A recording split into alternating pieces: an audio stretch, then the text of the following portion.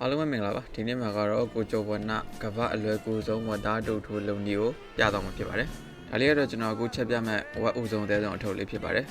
2မိနစ်3မိနစ်လောက်ပြောရင်ရတယ်ဆိုပြီးသူကရေးထားတယ်ပေါ့နော်ကျွန်တော်တော့ခုပန်းမာရာဖြစ်ပါတယ်တွဲကြီးနေချမ်းဆိုရိုက်ချလိုင်းကြလာပါလိမ့်မယ်အခုဗီဒီယိုလေးကလည်းကိုရီးယားလူတက်ဆိုပို့ပြီးမှန်ပါလိမ့်မယ်12000ပဲပေးရပြီးတော့အထုပ်ထဲမှာလည်း2ကီလိုလောက်ပါပါတယ်ဒါကတော့အတူအထဲထဲမှာပါတဲ့ကလေးစားဖြစ်ပါတယ်ကျွန်တော်တခုချင်းထုတ်ပြထားပါတယ်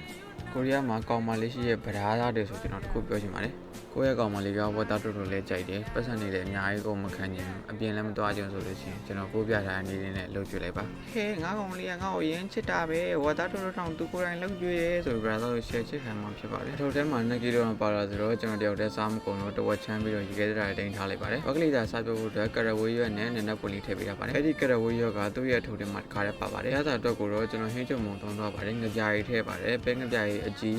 ပဲငပြားကြီးအနောက်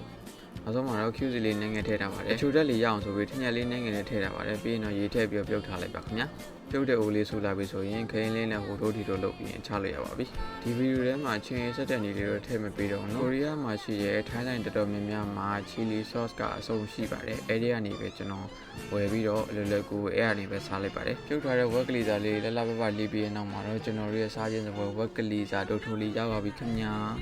ဆိုင်မှာစားသလိုတော့ကျွန်တော်ဒုံးမရှိတဲ့အတွက်ကြောင့်သွားကြတုတ်ထိုးလေးနဲ့ပဲထိုးစားလိုက်ပါတယ်ကဲ